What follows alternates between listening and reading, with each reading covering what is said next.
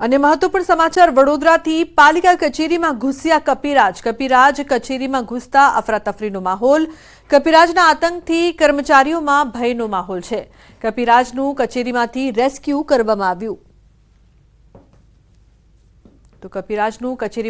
કરવામાં આવ્યું છે વડોદરામાં કપિરાજનો આતંક જોવા મળી રહ્યો છે પાલિકા કચેરીમાં ઘૂસ્યા કપિરાજ જેના કારણે લોકોને પણ હાલાકીનો સામનો કરવો પડી રહ્યો છે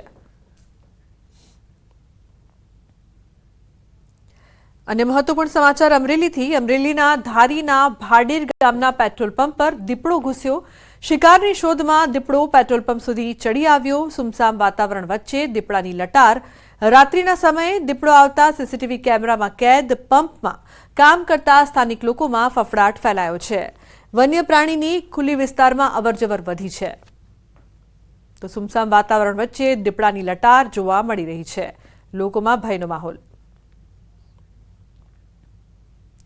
ડાંગના આહવામાં કૂવામાં પડી ગયેલા દીપડાનું ભારે જહેમત બાદ રેસ્ક્યુ કરવામાં આવ્યું પોલીસ લાઇનની પાછળ દીપડો કૂવામાં ખાબક્યો હતો જેને સુરક્ષિત રીતે બહાર કાઢવા ગ્રામજનો અને વન વિભાગે 21 કલાક સુધી જહેમત કરી આખરે કૂવામાં પાંજરું ગોઠવીને દીપડાને સુરક્ષિત બહાર કાઢવામાં આવ્યો વન વિભાગે દીપડાને વાંસદા નેશનલ પાર્કમાં આવેલ રેસ્ક્યુ સેન્ટરમાં ખસેડ્યો છે જ્યાં પશુ ચિકિત્સક દેખરેખ રાખશે દીપડાને સંપૂર્ણ ફિટ જાહેર કર્યા બાદ આગળની કાર્યવાહી કરાશે તો બીજી તરફ દીપડો પાંજરે પુરાતા વિસ્તારના લોકોએ રાહતનો શ્વાસ લીધો છે અન્ય સમાચાર સાબરકાંઠાથી મહિલા પર રીંછનો હુમલો વિજયનગરના ઝાલેટા ગામનો બનાવ બકરા ચરાવવા ગયેલી મહિલા પર રીંછનો હુમલો મહિલાને ઈજા પહોંચતા હોસ્પિટલ ખસેડાઈ છે તો બકરા ચરાવવા ગયેલી મહિલા પર રીંછ દ્વારા હુમલો કરવામાં આવ્યો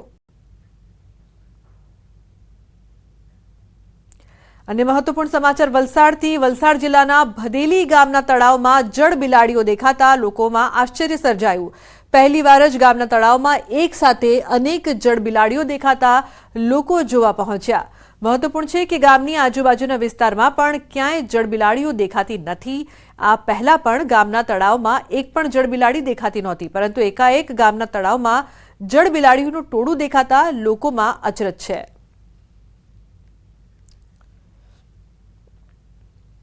તો સોનાનો ભાવ ઓલ ટાઈમ હાઈ છે સોનામાં તેજીને રોકાણકારોને તો માલામાલ બનાવ્યા છે પણ વ્યવસાયકારોના માથે મંદીના વાદળ છવાયા સોનાના ભાવ આસમાને પહોંચતા તેની સીધી અસર ખરીદી પર થઈ રહી છે 24 કેરેટ 10 ગ્રામ સોનાનો ભાવ 88,000 પહોંચી ગયો છે જ્યારે ચાંદી પ્રતિ કિલો 1 લાખની નજીક પહોંચી જતા તેની ખરીદીમાં નોંધપાત્ર ઘટાડો થયો છે જેના કારણે સોના ચાંદીના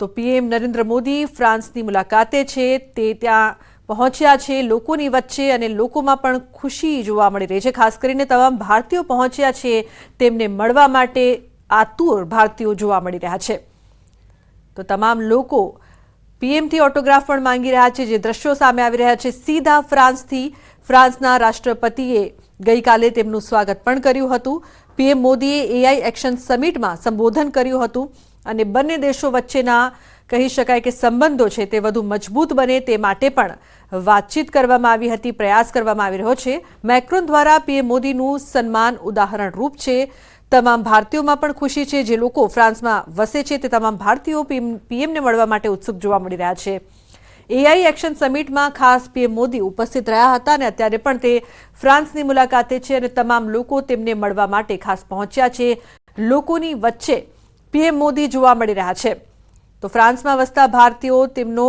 ઓટોગ્રાફ લેવા માટે ખૂબ જ ઉત્સુક સાથે સાથે તમામ લોકો છે તે મળી રહ્યા છે ફ્રાન્સના પીએમ પણ તેમની સાથે છે ફ્રાન્સમાં પીએમ મોદીનું સ્વાગત પણ કરવામાં આવ્યું હતું ભવ્ય સ્વાગત કરવામાં આવ્યું હતું અને હવે એક બાદ એક જે તેમની મીટિંગ્સ છે જે કાર્યક્રમો છે તેમાં પણ પીએમ મોદી ભાગ લઈ રહ્યા છે ભારતીય કોન્સ્યુલેટનું ઉદ્ઘાટન કરશે પીએમ મોદી જેના માટે પણ તેઓ ખાસ પહોંચ્યા છે બંને મહાનુભાવો વચ્ચે તમામ લોકો છે તે પણ તેમને જોવા માટે ખૂબ જ ખુશ અને ઉત્સુક જોવા મળી રહ્યા છે ખાસ કરીને ફ્રાન્સમાં વસતા ભારતીયો તો ભારતીય કોન્ક્યુલેટનું ઉદ્ઘાટન કરવા માટે પીએમ મોદી પહોંચ્યા છે। ગઈકાલે પણ જે પ્રકારથી બંને દેશ વચ્ચેના સંબંધ અને વ્યાપાર અંગે પણ તેમણે સંબોધન કર્યું હતું।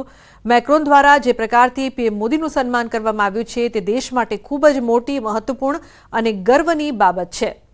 તો ફ્રાન્સના ઉપરાષ્ટ્રપતિએ પીએમ મોદીનું સ્વાગત કર્યું હતું અને અત્યારે આપ સીધા દ્રશ્યો ફ્રાન્સથી જોઈ રહ્યા છો, જ્યાં પીએમ મોદી પહોંચ્યા છે અને તમામ લોકોની વચ્ચે તેઓ તમામ લોકોને ઓટોગ્રાફ આપતા પણ જોવા મળી રહ્યા છે। ખાસ કરીને મોટી સંખ્યામાં ફ્રાન્સમાં વસતા ભારતીયો છે તે પહોંચ્યા છે પીએમ મોદીને જોવા માટે, તેમને મળવા માટે, તેમનો ઓટોગ્રાફ લેવા માટે અને તમામની વચ્ચે પીએમ મોદી પણ ઓટોગ્રાફ આપતા જોવા મળી રહ્યા છે। અમદાવાદ મહાનગરપાલિકાએ 5.5 કરોડના ખર્ચે બનાવેલો ફૂટ ઓવરબ્રિજ શોભાના ગાંઠિયા સમાન બની રહ્યો છે। શાહીબાગ વિસ્તારમાં એએમસીએ 4.70 કરોડના ખર્ચે બ્રિજ તો બનાવ્યો, પણ લોકો તેનો ઉપયોગ જ નથી કરી રહ્યા। ફૂટ બ્રિજ હોવા છતાં લોકો, મહિલાઓ, બાળકો, વૃદ્ધો જીવના જોખમે રસ્તો ક્રોસ કરતા નજરે પડ્યા। પૂર ઝડપે આવતા વાહનો વચ્ચે લોકો બિંદાસ્ત રોડ ક્રોસ કરી રહ્યા છે, સાથે જ બ્રિજનો ઉપયોગ ન કરવાના હાસ્યાસ્પદ બહાના બતાવી રહ્યા છે। ટ્રાફિક વધારે છે, આ બ્રિજ અહીંયા બન્યો છે છતાં બી આપણે ઉપયોગ કેમ નથી કરતા? અહીંયાથી અમને શોર્ટ પડે છે એટલા માટે। શું કહો છો? અહીંયાથી અમને શોર્ટકટ પડે છે એટલા માટે। આટલો બધો ટ્રાફિક હોય તો બી હા, નીકળી જઈએ। હા, બ્રિજનો ઉપયોગ કરે છે। આ તો હમણાં 7 દિવસ થયા છે અને આ બંધ હતું, લોક હતું। જીવનું જોખમ છે, રસ્તો પાર કરે એટલે જીવનું જોખમ। ચાલુ રોડ છે મેમ, તો કોઈના એક્સિડન્ટ તો થાય જ છે। બાળકોને લઈને કેવી રીતે જવાનું? બ્રિજ ઉપર નથી ફાવતું? ના, નથી ફાવતું। એટલે સીડી વધારે ચડવી હા, પડે? સીડી વધારે ચડવી પડે છે એટલા માટે। અને બાળકો આખા દિવસના ભણીને થાકીને આવ્યા હોય એટલે બેગો ઉચક્યા હોય એટલે કે કંટાળતા હોય એટલે અમે આવી રીતે ઓટોનો ઉપયોગ કરીને પછી આવી રીતે જતા રહીએ। તો શાહીબાગ સ્વામિનારાયણ મંદિર અને રાજસ્થાન હિન્દી સ્કૂલ પાસે લોકોની ચહલ પહલ વધારે રહેતી હોવાથી અકસ્માતોની ઘટનાઓ વધી રહી છે। લોકોમાં ફૂટ બ્રિજ બનાવવાની માંગ ઉઠી હતી, જેને ધ્યાનમાં રાખીને એએમસીએ પૂર ઝડપે કામગીરી કરી 24 મીટર લાંબો ફૂટ ઓવર બ્રિજ બનાવ્યો।